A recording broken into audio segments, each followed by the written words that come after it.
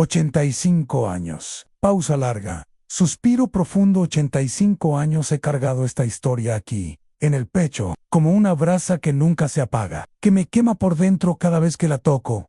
¿Ustedes saben lo que es despertar cada mañana con el mismo recuerdo? ¿Saben lo que es cerrar los ojos y ver exactamente la misma escena, como si hubiera pasado ayer y no hace 74 años? Esta foto Ann la acaricia suavemente. Miren cómo está, amarillenta, gastada en las esquinas de tanto tocarla. La tomaron el día del concurso, 15 de octubre de 1948. Yo tenía 11 años recién cumplidos. 11 años. ¿Saben qué es lo más cruel del tiempo? Que puede borrar casi todo. El sonido de la voz de tu madre, el olor de la casa donde creciste, hasta el rostro exacto de las personas que más amaste. Pero hay momentos que se quedan grabados. Aquí se toca la CN con una claridad que duele. Yo era un niño flaco de rodillas siempre raspadas, con las uñas perpetuamente sucias. Mi madre, que Dios la tenga en su gloria, vivía persiguiéndome con un trapo húmedo. Miguel, ¿dónde has metido esas manos inmundas? Sal de ahí, deja esa chatarra. Pero yo no podía obedecerla. Era más fuerte que yo. Veía cualquier cosa, un reloj descompuesto, una radio vieja, hasta los zapatos rotos de mi padre. Y algo dentro de mí se encendía, como una fiebre. Tenía que tocar, tenía que abrir, tenía que entender. A mi padre trabajaba en el taller del señor Hernández, 16 horas al día, 6 días a la semana. Se levantaba cuando aún era de noche y regresaba cuando ya habíamos cenado. Sus manos, ir a sus propias manos.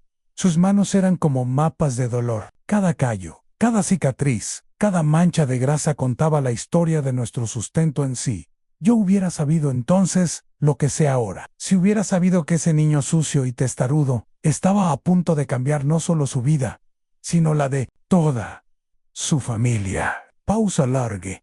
Tal vez habría prestado más atención a cada detalle, a cada palabra, a cada mirada aparte. Y el domingo que cambió todo era marzo de 1948. A un domingo, lo sé porque mi madre había puesto a cocinar el sancocho desde temprano. Solo cocinaba sancocho los domingos. El olor llenaba toda la casa, mezclándose con el aroma del café que mi padre preparaba en una cafetera de aluminio abollada gata que habíamos heredado de mi abuela. ¿Saben por qué recuerdo tan vívidamente ese día? Porque fue la primera vez que vi llorar a mi padre. Yo estaba en el patio trasero. Como siempre, había logrado conseguir, no pregunten cómo, unos pedazos de hierro del taller donde trabajaba mi papá. Piezas que consideraban chatarra inservible. Para mí eran tesoros. Imagínense engranajes oxidados, trozos de tubería, cables, pelados, tornillos sin cabeza. Un desastre para cualquier persona normal. Para mí, era como estar en el paraíso en ese domingo. Había logrado algo especial. Había conseguido que 3 engranajes de diferentes tamaños encajaran perfectamente. Cuando los giraba manualmente, se movían en perfecta sincronización. Era hipnótico. Era hermoso. Fue entonces cuando apareció mi padre, José Francisco Rodríguez, 1,70 m de altura, pero para mí era un gigante. Tenía 38 años. Aunque parecía Mayo R., el trabajo lo había envejecido prematuramente. Se acercó despacio, con esa forma particular de caminar que tenía cuando estaba muy cansado. Sus zapatos gastados hacían un sonido característico contra el suelo de tierra del patio. Me dijo, siempre me llamaba amiguito, nunca Miguel. ¿Qué estás haciendo ahí, hijo? Yo levanté la vista. Había algo diferente en él ese día, una tristeza que no había visto antes, o tal vez nunca había prestado atención. Mira, papá, le dije, mostrándole mi creación con el orgullo más puro que puede tener un niño. Hice que estas rueditas giren juntas. ¿Ves? Cuando muevo esta, todas se mueven. Mi padre se agachó a mi lado. Sus rodillas crujieron. Siempre crujían sus rodillas. Observó mi pequeña máquina con una atención que me sorprendió. Normalmente cuando llegaba del trabajo, apenas tenía energía para cenar y dormir. ¿Tú hiciste esto, amiguito? Sí, papá, yo lo hice. Fue ahí cuando lo vi. Una sola lágrima rodando por su mejilla curtida por el sol y el trabajo. Se la limpió rápidamente con el dorso de la mano, pero yo la había visto. ¿Papá? Le pregunté con esa curiosidad inocente de los niños.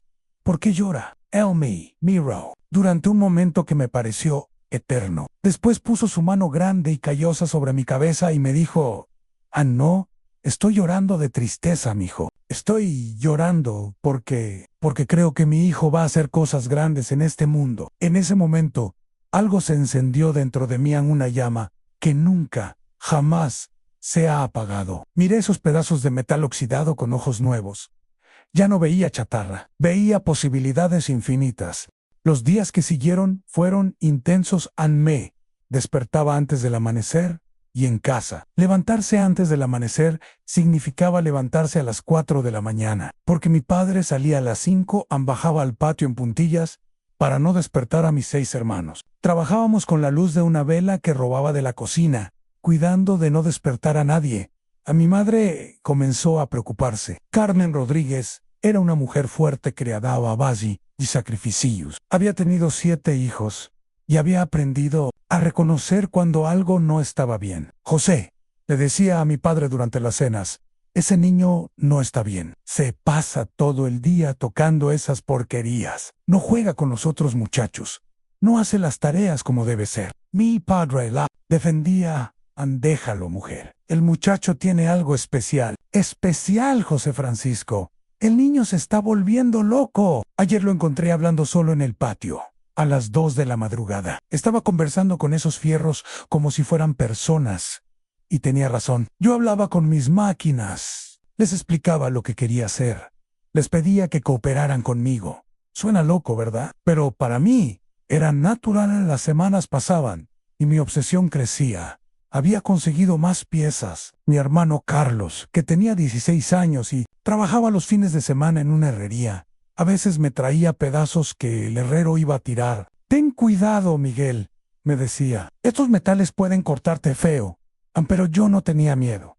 Mis dedos se habían curtido. Tenía cicatrices pequeñas por todas las manos, pero no me dolían. Era como si mis manos hubieran aprendido a hablar el idioma del metal en una noche. Nunca voy a olvidar esa noche.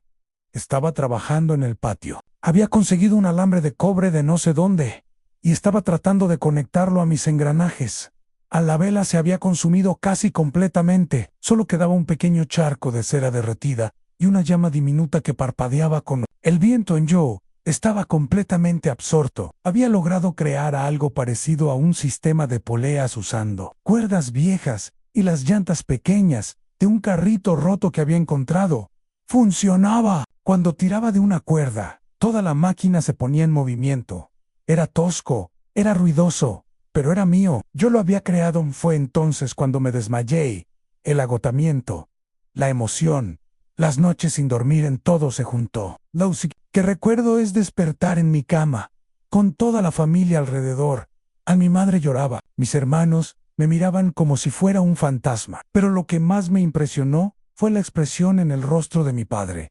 Ya no era preocupación, era admiración, respeto, miedo. «Miguito», me susurró, «tú construiste eso que está en el patio». «Sí, papá. Todo tú solo». «Sí, papá». Yo lo hice. Mi hermana Rosita, la más pequeña, se acercó a la cama y me tomó la mano con sus deditos suaves. «Miguel», me dijo con esa voz cristalina que tenía, «papá dice que eres un genio». «¿Qué es un genio?».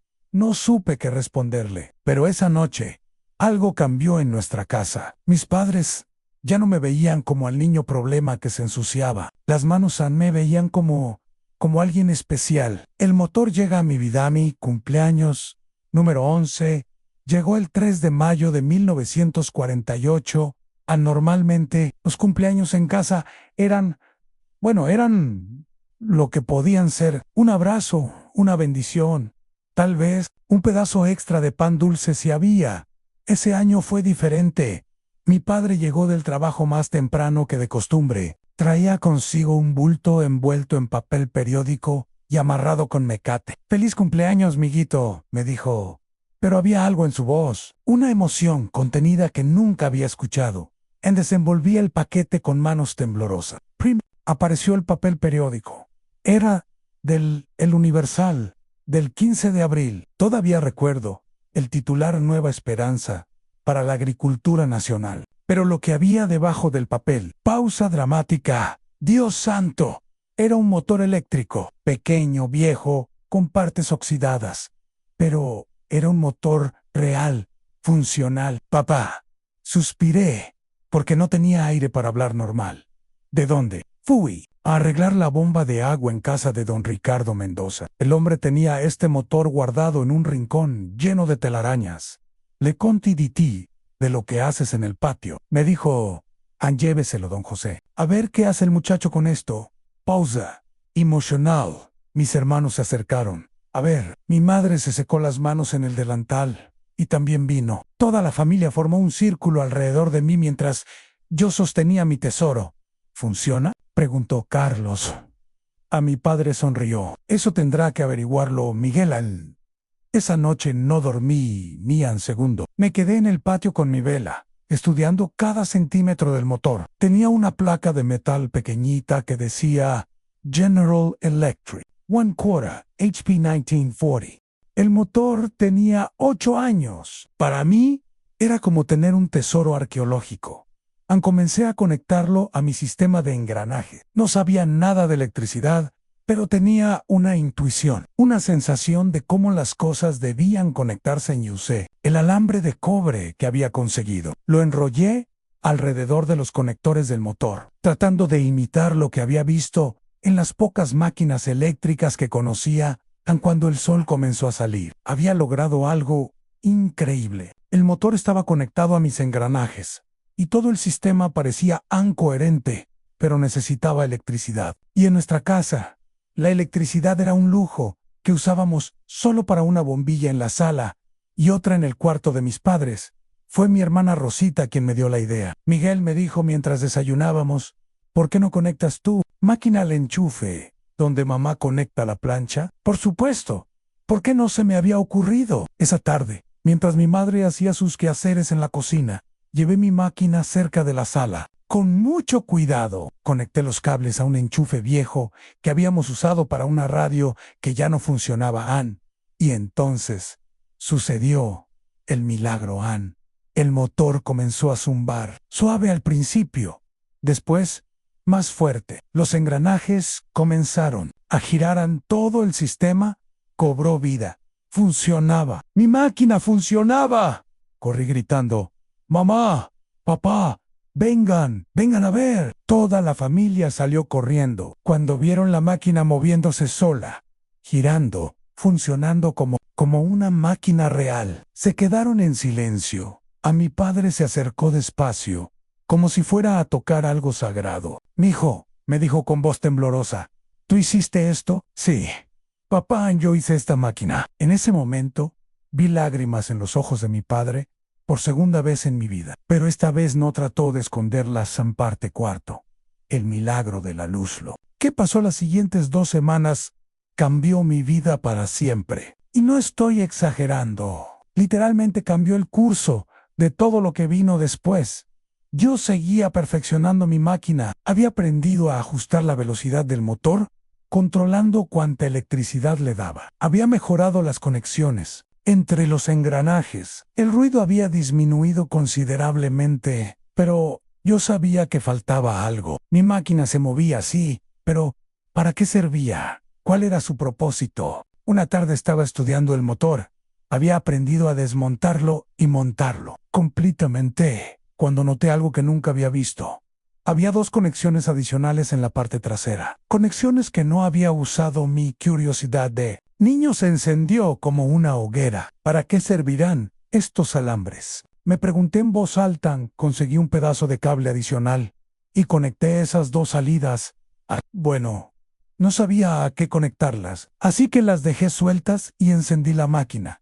Y pasó algo extraordinario. Entre los cables sueltos saltaba una pequeña chispa eléctrica. Mi máquina no solo usaba electricidad, también la producía. Corrí donde mi hermano Carlos, que sabía más que yo de estas cosas. Carlos, le dije, ven a ver esto. Mi máquina hace rayitos. Él se acercó, vio las chispas y sus ojos se abrieron como platos. Miguel, esto es increíble. Tu máquina está generando electricidad. ¿Generando? ¿Qué significa eso? Que está creando electricidad nueva, como las grandes máquinas de la compañía eléctrica. Esa noche, Carlos me ayudó a conseguir una bombilla pequeña, de las que usábamos en las linternas. Con mucho cuidado, la conectamos a los cables que generaban las chispas. El momento en que encendí mi máquina, y esa pequeña bombilla se iluminó. Voz quebrada por la emoción. Mis amigos, no hay palabras en el idioma español para describir lo que sentí. Era como si hubiera tocado las estrellas, como si hubiera hablado con Dios, como si el universo entero me hubiera guiñado un ojo y me hubiera dicho: «Han bien hecho, pequeño Miguel». La noticia se extendió por el barrio como pólvora. El niño de los Rodríguez hizo una máquina que da luz. Hay que ver lo que hizo Miguito. Ese muchacho va a ser alguien importante. Venían vecinos de 3, 4 cuadras a la redonda, solo para ver mi máquina funcionando. Niños, adultos, hasta el padre Martínez de la iglesia vino una tarde. «Hijo mío», me dijo el padre Martínez, «esto que has hecho es un don de Dios. No lo desperdicies». Pero la visita que cambió todo fue la de doña Mercedes González. Doña Mercedes era la maestra de la escuela primaria, una mujer culta, que había estudiado en la capital. Llegó un sábado por la tarde, acompañada de su esposo, don Alberto. Observó mi máquina funcionando durante largos minutos. Hizo preguntas que ningún adulto me había hecho antes. ¿Cómo decidiste el tamaño de los engranajes? ¿Por qué pusiste el motor en esa posición? ¿Sabes por qué se genera electricidad? Yo respondía como podía, con mi conocimiento de niño de 11 años. Pero ella seguía preguntando, seguía indagando, como si estuviera descubriendo algo importante, y al final se volteó hacia mis padres. «Don José, doña Carmen», les dijo con una seriedad que nunca le había escuchado, «este niño tiene que participar en la Feria Nacional de Ciencias Juveniles. Parte 5. El camino a la capital». «¿Feria Nacional de Ciencia?», preguntó mi madre. «¿Qué es eso, doña Mercedes?». «Es un concurso que se hace cada año en la capital. Niños de todo el país presentan sus inventos. Los mejores reciben premios en dinero y becas de estudio». Mi padre se quedó callado por un momento largo. Después preguntó lo que todos sabíamos: «¿Y cuánto cuesta ir a esa feria?». Doña Mercedes suspiró. «El pasaje en autobús, la inscripción, los gastos de hospedaje. Probablemente unos 50 pesos». 50 pesos. En esa época, mi padre ganaba 12 pesos a la semana. 50 pesos era más de un mes de trabajo. «No tenemos esa plata, maestra», dijo mi madre con tristeza. «Lo sé», respondió doña Mercedes. «Por eso yo voy a ayudar. Yo voy a pagar los gastos del viaje». El silencio que siguió fue tan impresionante. Mis padres se miraron con una mezcla de gratitud, orgullo y algo que yo entonces no entendí, pero ahora sé que era dignidad herida. «Maestra», dijo mi padre finalmente, «nosotros no podemos aceptar. Caridad no es caridad. Don José es inversión. Este muchacho tiene un talento que puede llevarlo muy lejos. Sería un crimen desperdiciarlo por falta de dinero». Esa noche, mis padres hablaron hasta muy tarde. Yo los escuchaba desde mi cama, donde fingía dormir. «José», decía mi madre, «¿y si el niño se queda en ridículo? ¿Y si su maquinita no es nada comparada con lo que van a llevar los otros muchachos?» «Carmen», respondía mi padre, «nuestro hijo hizo algo que ningún hombre de este barrio, incluyéndome a mí, sabría hacer. Eso tiene que valer para algo». Al final, decidieron que iríamos. Doña Mercedes pagaría el viaje, pero mi padre insistió en hacer algo. Vendió su bicicleta.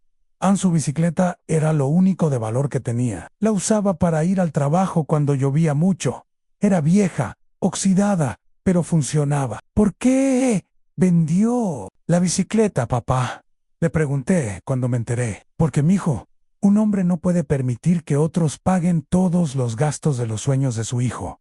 Tengo que aportar algo, así sea poco». Los 2 meses siguientes fueron de preparación intensa. Doña Mercedes venía todas las tardes después de la escuela. Me ayudó a mejorar mi máquina, pero sobre todo me ayudó a preparar mi presentación. «Miguel», me decía, «no basta con que tu máquina funcione. Tienes que explicar cómo la hiciste, por qué funciona, qué planeas hacer para mejorarla».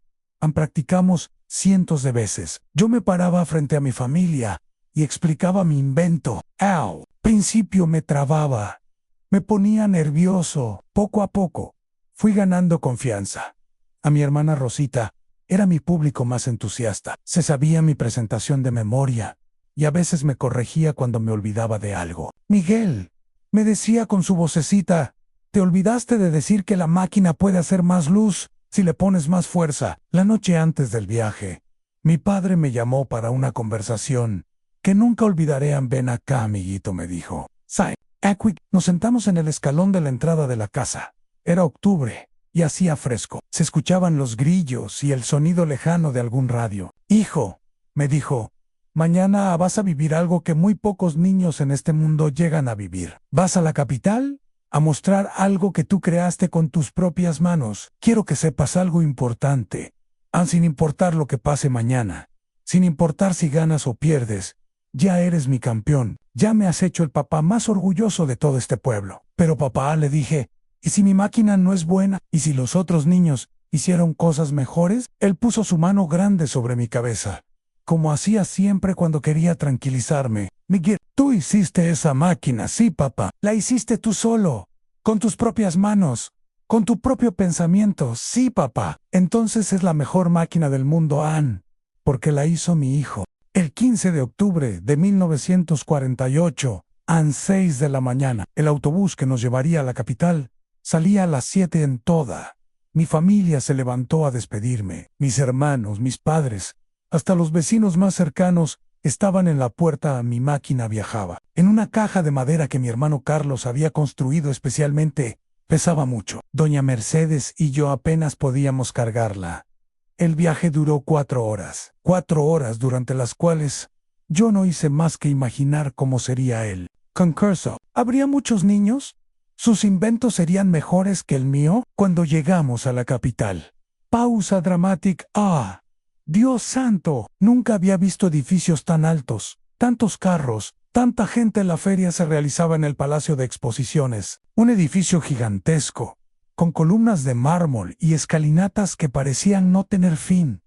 Cuando entramos, no podía creer lo que veía. Había cientos de niños, algunos acompañados de sus padres, otros de sus maestros y sus inventos. Virgin, Fantasy. Había máquinas sofisticadas, aparatos que nunca había visto, experimentos químicos con colores increíbles. Doña Mercedes, le susurré, creo que cometimos un error. Mi máquina no puede competir con estas cosas. Ella se agachó a mi altura y me miró directamente a los ojos. Miguel Rodríguez, me dijo con firmeza, ¿tú hiciste tu máquina? Sí. ¿La hiciste con amor? Sí. ¿La hiciste con tus propias manos? Sí. Entonces, tienes todo lo que necesitas. Cuando me tocó presentar, mis piernas temblaban tanto que pensé que me iba a caer. El jurado estaba formado por 5 profesores universitarios. Uno de ellos tenía una barba blanca impresionante y me miraba con unos anteojos gruesos. Subí a la plataforma cargando mi máquina. El auditorio tenía cientos de personas. Elsa, era total. ¿Cuál es tu nombre, joven?, preguntó el presidente del jurado, don Miguel. Miguel Rodríguez. Señor, ¿de dónde vienes? De San Rafael, señor.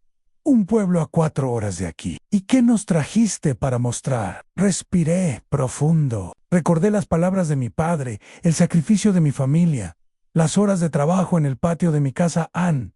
Y entonces, con toda la fuerza que tenía, grité. Yo hice esta máquina. Mi voz resonó en todo el auditorio. Conecté los cables. Encendí el motor a mi máquina. Cobró vida. Los engranajes giraron perfectamente. La pequeña bombilla se iluminó con una luz clara y constante. Pero lo más importante no fue la máquina funcionando. Fue lo que pasó después. Cummins Expliker. Con la pasión de un niño de 11 años. Cada tornillo, cada cable, cada decisión que había tomado. Les conté cómo había encontrado las piezas en el basurero, cómo había trabajado a la luz de velas robadas, como mi padre había vendido su bicicleta para que yo pudiera estar ahí. Señores del jurado, les dije, tal vez mi máquina no sea la más bonita, tal vez no sea la más complicada, pero cada pedacito de metal, cada alambre, cada tornillo, todo lleva el sudor de mis manos. y el amor de mi corazón. Mi papá trabaja 16 horas al día para mantenernos. Mi mamá lava ropa ajena para conseguir dinero extra. Mis hermanos me dieron sus ahorros para que pudiera venir. Yo hice esta máquina no solo para mí. Ana hice para ellos, para demostrar que los sueños de una familia pobre también pueden hacerse realidad. Cuando terminé, el silencio era absoluto. Entonces, lentamente, una persona comenzó a aplaudir. Después otra más. En pocos segundos, todo el auditorio estaba de pie, aplaudiendo. Algunos de los jurados tenían lágrimas en los ojos. El profesor de la barba blanca se acercó a mí, se agachó para quedar a mi altura. Joven Miguel, me dijo con voz suave. En 30 años evaluando inventos, nunca había visto algo así. No por la complejidad de tu máquina, sino por la pureza de tu corazón. Ganamos el primer lugar. Pero eso ya lo sabían, ¿verdad? El premio era una beca completa para estudiar ingeniería y 500 pesos en efectivo en epílogo. El legado de una máquina. Cuando regresamos a casa, todo el pueblo nos estaba esperando. Habían colgado una manta que decía, Bonvenido Miguel. Orgullo de San Rafael a mi padre. ¿Lloró? A mi madre, lloró. Mis hermanos gritaban de alegría. Hasta los vecinos que antes me regañaban por hacer ruido en el patio, vinieron a felicitarme con el dinero del premio. Mi padre pudo abrir su propio taller. Ya no tuvo que trabajar para otros. Mis hermanos pudieron estudiar. Mi madre dejó de lavar ropa ajena. Yo estudié ingeniería, como habían dicho. Me gradué con honores. Trabajé en Grandes Empresas. Registré 17 patentes a lo largo de mi vida, pero nada se comparó jamás con el momento en que un niño de 11 años, parado frente a un jurado de adultos importantes, dijo con todo el orgullo del mundo, yo hice esta máquina. Hoy tengo 85 años. He visto computadoras, internet, teléfonos, que parecen de ciencia ficción. Mis nietos juegan con dispositivos que yo no entiendo.